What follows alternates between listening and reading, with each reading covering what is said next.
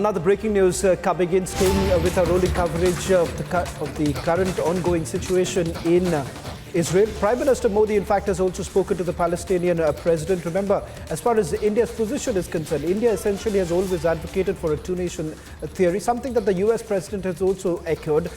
We'll try and get in more details with regards to India's principled position on this entire matter as far as Israel and Palestine is concerned. And remember, the distinction that is very, very clear. Hamas essentially does not represent the Palestinians. And as far as India's position on the two-nation theory is concerned, it has exactly been reiterated by the Foreign Ministry, saying that peace should be given a chance. And this is once again a position that India has taken. They have in fact expressed the condolences over the death that has taken place. Remember, thousands of people have lost their lives in Gaza, and that is one of the reasons why you've also seen US as well as UK essentially pressing for a humanitarian assistance to be provided, and also now perhaps a window to be given to those Gazans who have been stuck inside Gaza at this point in time. Remember the crossings, Rafah crossing being one of the places from where the exit route is essentially being planned. And on the other hand, remember the northern border checkpost has already been shut. Israel essentially asking Gazans to move towards the southern side.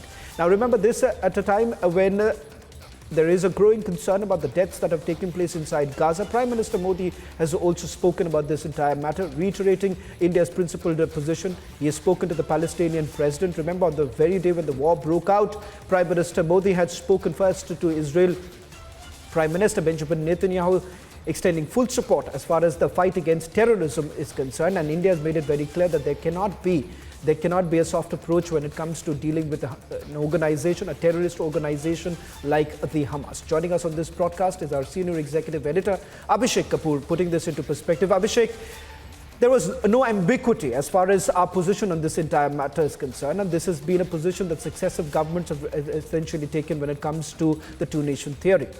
Give us a sense of what really has transpired so far, and how exactly does the Prime Minister essentially view this entire matter?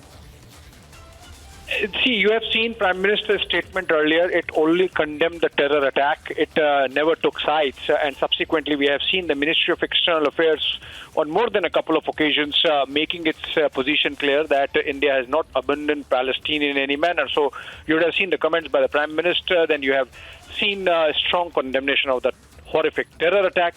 And then when it comes to Palestine, we have reiterated our long-standing position, advocating the resumption of direct negotiations towards establishing a sovereign, independent and viable state of Palestine. And so far as the humanitarian assistance is concerned, India has been part of the United Nations Relief and Works Agency, which works in the Gaza Strip and the West Bank.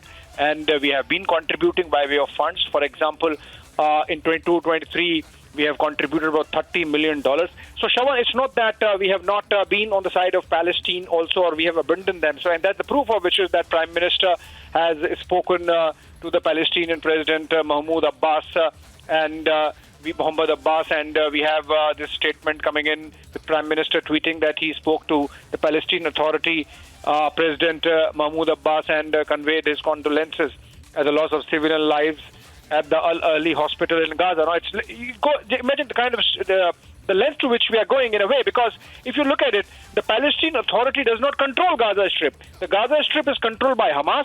The hospital is run by the Health Ministry, which is controlled by Hamas. So Gaza, and despite that, if the Prime Minister has really taken the initiative of talking to them, this should assuage any concerns whatsoever that there has been any realignment or change in India's position vis-a-vis Palestine. I think the kind of groundswell of support that's there on the ground, as reflected by Prime Minister's first tweet, was essentially India is a victim of terror sympathizing with Israel, and I think it remains there. Apart from that, Prime Minister has reiterated India's long-standing principled position on the Israel-Palestine issue, and Ministry of External Affairs reiterating more than a couple of times that Palestine has not been abandoned. Abhishek, for putting this into perspective, abundantly clear that there is no realignment as far as India's position on this entire matter is concerned.